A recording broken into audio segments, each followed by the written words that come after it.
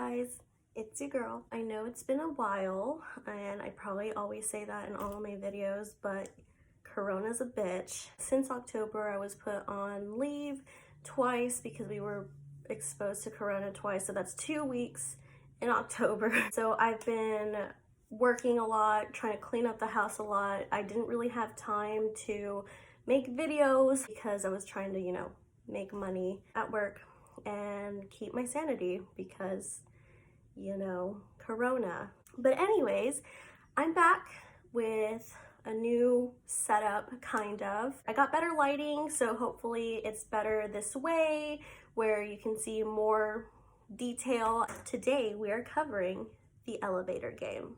Did I pluck my brows? No. Why? Because depression. So the elevator game, let's get into it. Shout out to one of my friends for recommending this because I did not know anything about this game, and apparently it relates to a very famous unsolved death. If you already know, shut up. Don't mention it in the comments. Some people don't know and I want to keep it mysterious. First, I'm going to start off with the rules of the game. So the rules of the elevator game. Number 1. Enter the elevator completely alone. You must enter a building with at least 10 floors. Rule number 2, press the button to the 4th floor. Once there, stay on. Rule number 3, press the button to the 2nd floor. Once there, stay on. Woo, girl, this is a mess. Rule number 4, press the button to the 6th floor. Once there, stay on. Rule number 5, return to the 2nd floor. Rule number 6, press the button to the 10th floor. Rule number 7, press the button to the 5th floor. Now here's where it changes. Up until now, it's been pretty repetitive and I'm getting bored just saying push this, push that. Nothing's happening. Once you reach to the 5th floor, a woman's gonna walk in. Now there's different variations. Some say it's a young woman, some say it's an old woman, some say she looks dead. From what I read, the majority is that she's a young woman, but she looks dead and she smells like death and she looks pretty gross. This girl is gonna try to speak to you and try to mess with you and try to trick you into talking to her. Part of the game is not acknowledging her at all. If you acknowledge her, she will hurt you. So just don't, okay? By no means am I telling you to play this game. Apparently it's really dangerous, so don't. I wouldn't advise you to do that. Rule number 8, press the button to the 1st floor. 1 out of 2 things are going to happen. The elevator will immediately go to the 1st floor. That means you're done. You're done with the game. You exit the elevator and you don't come back. That being said, that lady is going to try to stop you from leaving. She wants to eat you or something. I don't know what she wants to do. I don't know. The second thing that will happen is that the elevator is going to ascend, which means you've been chosen to go to the other world, wherever that other world may be. I don't know. It's another world. It's not our world. Everything's going to look different. The light fixtures are going to look all, decrepit. The electricity is going to be off. It's going to look noticeably different. I don't know. I don't know because I would never. There will be absolutely no one around you. So good luck. Emo glam. Y'all remember foiling? God, that was atrocious. Some people even say that when they look out the window, they see a giant red cross in the distance. So Jesus is there wherever you go, I guess. Whether you believe in him or not. Why is Christianity so persistent all the time? Okay, so this is when the rules start to get kind of complicated. There's so many parts to this rule. Rule number 9. If you do not wish to get off, obviously stay in the elevator and press the button to the 1st floor. Now remember that lady, though. She's not going to want you to leave. You're going to have to press the button several times to go home. Now, if you do decide to explore, obviously, get off the elevator, go do your thing. I think you can touch things. I think the number 1 rule if you go explore, just again, don't talk to that lady. That's the number 1 rule always. Don't mind me, my wings are trash. So once you're done exploring, there's more rules to get back. Surprise, surprise. You're looking sharp. Okay, so say that you go to a building that has several elevators. You know how some big buildings, they have several elevators? When you get back, you have to make sure you're using the same one you got on. So remember which one you're on. It doesn't say what happens if you don't get on the right one, but again, don't risk that. So once you get on that elevator, follow the original rules that you did to get there. Follow steps 2 through 7, the up and down stuff, for a while. So the floor sequence is going to be 4 to 2, 2 to 6, 6 to 2, 2 to 10, and then 10 to 5. When you finally reach the 5th floor, you're going to finally press the button to return to the 1st floor.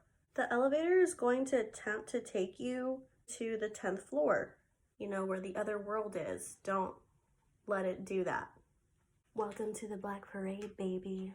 So like if it tries to take you to the 10th floor, again, keep pressing the buttons or whatever until you get to the 1st floor. So you gotta manage to stop the elevator before it gets to the 10th floor. So eventually, regardless, you're going to reach the 1st floor. Once you reach the 1st floor, you're gonna have to make sure that everything looks the same, make sure there's still, you know, people around. If you're like in a very busy like building, make sure there's people around everywhere. Because the elevator game is gonna try to trick you. If you even have a slight doubt that something feels off or looks off, you're gonna have to repeat those rules 2 to 7 all over again until it feels right. To me, that would make me feel pretty insane. Once you finally feel that you are in the right world or whatever, your normal world, then you can get out. And just hope to God that it's your world and it's not, you know, a trick world. You should not do this at like your home or your workplace because you're gonna feel familiar even if you're in the wrong place. You're gonna feel familiar, you're gonna get out on the wrong world, and then you're gonna be stuck in that world forever where everyone's pretty awkward and everything's changed, or people try to kill you. Just don't play the game. It's just not a good idea. Which brings me to my next topic. I know I said before that I'm not doing true crime or anything. I'm still not, but this kind of correlates to the game. So for those of you that are not familiar with this, it was big news back in 2013 when it happened. So this is the case of Elisa Lam. This is a huge controversial case that pretty much brought in the further demonization of mental health. And you'll see why in a little bit. So back in 2013, Elisa Lam was a college student in the University of Columbia in Vancouver, Canada. And after her semester, she decided to go on a solo trip of the West Coast. Her family were definitely against it, but I mean, she was an adult, so she was able to do what she wanted at this point. So they obviously objected, but let her go. So kind of as like my brush broke. Okay, I think I can... Don't mind the brush. So kind of as a compromise, her parents made her promise that she was going to contact them once a day just to kind of let them know that she's safe. You know, normal parent stuff. So she started her journey on January 26, 2013. And of course, she upheld her promise. She checked into the Cecil Hotel that day and told her parents, listen, this is where I'm gonna stay. If you ever need me and I can't like be reached on my cell phone, you know, contact this hotel, you know, giving them the rundown. She was only gonna be there for a few days. That very same day, her parents already noticed that she was acting pretty strange. Yes, it could have been the long trip. She was riding a train, but I mean, that's still pretty tiring. At first, they just assume, okay, yeah, she just made a long journey by train to California, so, you know, maybe that's what's going on. The phone calls weren't as frequent starting the second day, and then they just stopped. She was, like I said, she did have some mental illnesses. She was clinically bipolar and had bipolar depression, but she was medicated. Not saying that it stops the symptoms completely, but it does, you know, it's medication. It's supposed to help. They call the hotel and they tell the hotel like, hey, my daughter is not answering the phone. Is she still there? Has she checked out? And they notice that she hasn't checked out. They start checking the hotel, especially since she should have been checked out by then. The manager couldn't find her. A few maids that were looking for her, they couldn't find her. Finally, someone got the bright idea to check the elevator cams to see if maybe she left and just didn't check out. She just, just left. And that's when they caught that chilling footage of her being, I don't know, like it looked like she was hallucinating. If you haven't seen the footage, I don't want to tell you to like go check it out, especially if you are under the age of 18 and you're watching this. What are you doing? Probably don't do that. If you're into stuff like that and you're over the age of 18, I've watched it. It's pretty chilling. So pretty much what she does is she gets in the elevator and the doors are still open. And you just see her like looking out of the elevator and then going back in and then jumping out like if she's playing with someone and then going back in. A few days later, because the police had to get involved, it was just a full-blown missing persons case now because no one could find her. It's like she like disappeared like out of the blue because after that elevator film, she was just gone. And the whole time, her poor parents are just like, what the hell just happened? How could this have happened? How do you misplace a person? I mean, it's not like it was their responsibility to take care of her, but where did she go? Understandably, her parents were pissed and they just wanted answers. They didn't understand. So a few days later, people were complaining like for like a day that their water was coming out brownish gray. It tasted funny and it smelled horrid. And this is like their drinking water, their shower water. So of course the manager had to go up there and see, okay, there's something wrong with our water tower. Like something probably got in there and now it's making the water gross. At most, he probably thought it was like a raccoon. He thought it was like a wild animal. Nope, it was not a wild animal. It was Elisa Lamb. Somehow she had gotten into that water tank and managed to close that water tank from the inside. Of course, the police were all on this, all around this. Obviously, they had to stop the water. Pretty much right off the bat, the police suspected foul play, like someone murdered her, because there was absolutely no way that she could have gotten into this tank and closed it from the inside, because when you're in water, you don't have like, you're not standing on anything. It was like, oh my God, my bangs are so stupid. Don't get bangs.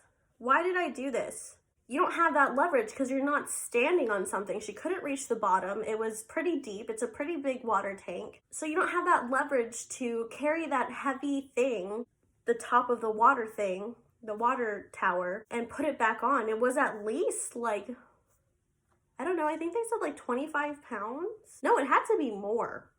It had to be more because it was a large water tower. So they thought, okay, maybe someone did this to her.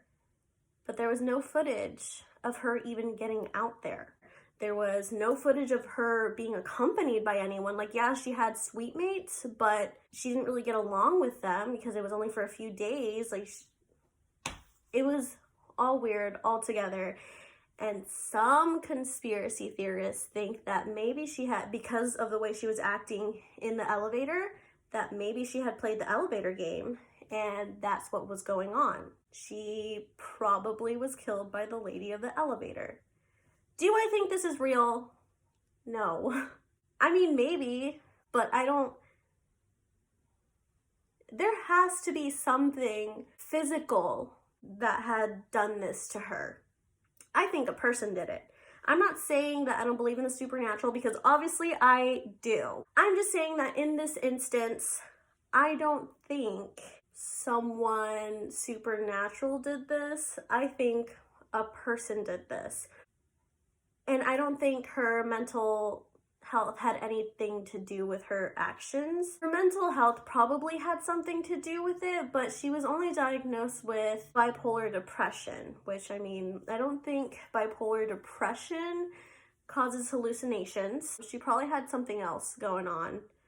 or they said that maybe she was on drugs, but that was debunked because I think they did a toxicology report on her and she came back, you know, negative just for her medications. I have heard of certain medications, they are able to cause some hallucinations, so that's also, that comes into play, but nobody knows. Nobody knows.